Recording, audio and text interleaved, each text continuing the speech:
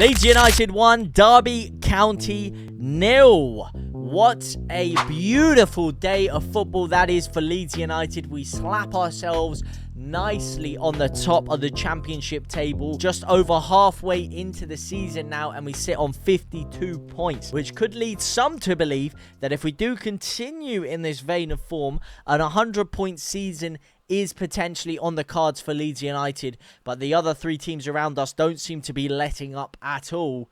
Aside from today, that was, of course, with Sheffield United drawing earlier on 1-1 with the draw merchants himself, West Bromwich Albion, and of course Sunderland losing 1-0. It was very good to see Leeds pick up points when others drop points, which now puts us actually over Sheffield United on points tally and gives us a 10-goal difference advantage over them, which is very, very nice indeed to see if you are a Leeds United fan. Of course, Burnley are playing Middlesbrough. Well, they're about to kick off in about 15 minutes as we speak. Could do with a draw there, because if Burnley do win, they will go 1 point behind us above Sheffield United into second place and keep that pressure on us. But we can only control ourselves, and today, was it the prettiest of games? Was it the most comfortable of games? Absolutely not. But it's the Christmas period. Games are coming thick and fast. No triple C, baby. We got another game in 3 days on New Year's Day. You do not have a second to catch your breath in this league when it comes to this Christmas period. And all that's important is using your squad rotation when you can and managing to pick up those 3 points. We've picked up 2 games, 2 wins over the past 3 days. So let's hopefully keep that form and momentum going, because this is the point in the season where you start to see the little cracks of who's going to be there in the top 2 at the end of the season and who's going to start to falter a little bit. This is pivotal that Leeds continue to carry on picking up points no matter how we're playing, even if it's a little bit scrappy like it was today at times, even though we did control the majority of the game, even though we did dominate the ball possession. There was times where it did look like Derby could nick a goal, and Leeds' finishing ability was really quite profligate when we did create chances, which the majority of which did come in that second half there. But luckily, Brendan Aaronson, of all people, who missed a couple of big chances himself this game, actually had the quality and composure in the final third. I believe they actually gave Brendan Aaronson man of the match for that performance. They showed the stats. He had second most touches in the opposition box, most shots in the game, and of course the most goals in the game, getting the only goal. And I can never really complain at the goal scorer getting man of the match in a 1-0 win, especially when he played such a big role in the goal. I mean, it was a beautifully well-worked goal in there. Aaronson plays the ball out to Solomon, who plays it out to Ampadu, starts off the play, gives the ball to Solomon, who plays the ball in the middle over to Pirro, who first time plays the ball back to Aaronson, who carried on his run forward, gets into the final third, one-on-one with the goalkeeper, opens his body up and guides it into the corner beautifully. And I have to give Farke a whole heap of credit for his substitutions. I know I don't really like the fact that he makes them in the 70th minute every single time. I'm not a huge fan of the fact that it's kind of predictable that you know what's going to happen, but today it worked majestically. The 3 players he brought on all impacted the game positively. They all added a little bit of something else. Dan James early on with his pacing behind almost got a goal instantaneously with his lovely run forward. Solomon with an absolute peach of a ball over to him. Manor Solomon, I do have to say, is really starting to turn into the player that we all kind of thought he might become.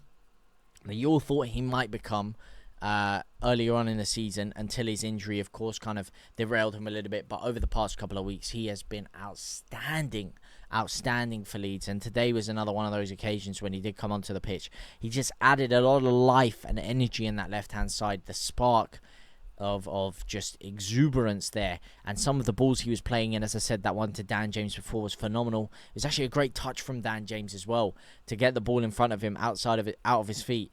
It's just unfortunately he just shanked it down the middle. It was his first touch. He'd just come on the pitch. You can't be too harsh, but man, I thought those 3 were really, really impactful today, especially Solomon, as I said, and then the link up for the goal was just magisterial by those 3. Magisterial. Not that I thought Ramazzani had a bad game specifically, or Nonto, even though Nonto was very wasteful with his final balls. There was a lot of times he could have either played Ramazzani in and his ball was too heavy. couple times where he tried to play Joseph in, his ball was just a little bit too heavy as well. So he does need to work on that a little bit. But I did think he had a good, decent game in terms of carrying the ball up and a lot of energy, which he utilized throughout the game. So I'm not too mad at Nonto, but I'd like to see him get himself a goal or an assist in there, which he had a couple of opportunities to. Ramazzani, of course, also missed a decent chance in there. But the game and the tail of the game is the substitutions, who did work out phenomenally. But I want to ask you guys, do you like the fact that he rotated the way he did? Obviously, Perot scoring 2 in the week, coming off for Joseph today. And, of course, Manor Solomon also being replaced and Dan James being replaced in there. What do you guys make of the starting 11? As I said, I like the squad rotation that we've used at this point in the season, especially coming from the 2 wide men, because the fact that we actually, as a club, can have Ramazzani and Nonto starting on the wings, who would probably be starting for pretty much any club in the Championship right now, starting for us, and then having the ability to sub on 2 players for them, who again, I believe would be starting for pretty much any team in the Championship right now, in Dan James and Manor Solomon, is ridiculous. The fact you can sub Perot and Bamford on is phenomenal. The fact you've got Roden and Gilavogi on the bench, Rothwell and Gilavogi on the bench who aren't getting any game time is ridiculous. We have such crazy squad depth this year, and we need to use that to our benefit, because in this period of time, with the squad depth we have, we can really start to pull away from other teams, in my opinion. But I did want to ask you guys what you made of the midfield pairing. Of course, Rothwell not playing today, Ampadu and Tanaka were playing together in there. And for me, I just do think at times, especially in the first half, they're a little bit samey. Ampadu and Tanaka, both phenomenal players, really, really good players. But in a game where a side's sitting back against you, in a game where you're not going to have to do as much defensive work, they're a little bit too similar in the way that they like to play. They're great pass masters. They're really good at ticking the play along, really good at having a lot of possession of the ball, a lot of successful passes in there, and they're also very good at playing Hollywood passes. But neither of them are really a ball carrier like a Joe Rothwell, who's going to pick the ball up, who's going to drive forward, who's going to take someone out of the game, who's going to create a little bit of space for the pass, who's going to just disorientate the opposition defense a little bit. Neither of them really have that in their locker, and there were times, especially in the first half and early parts of the second half, before they did start to tire Derby, where they were just sat back and they were just allowing Leeds to have the possession of the ball, allowing us to slowly try and break them down.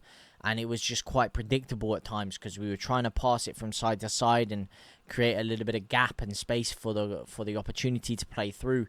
But it was all in front of Derby, and it was quite predictable. In that position, you need someone, either your midfielders or your wingers, to take someone on and take a man out of the game, turn it from a 4v4 situation to a 4v3, and leave the other players having to come across to try and cover that position, which allows gaps to be created. And we weren't quite doing that at times today, which is why it did become a little bit stagnant in parts of the game. But I'm not going to complain too much, because at the end of the day, we did win, and that's all that matters right now. And we ended up coming out strong in the end. But let me know what you guys thought of the game anyway, down in the comment section down below. For now, guys, I will see you very soon. Au revoir, my brothers and my sisters.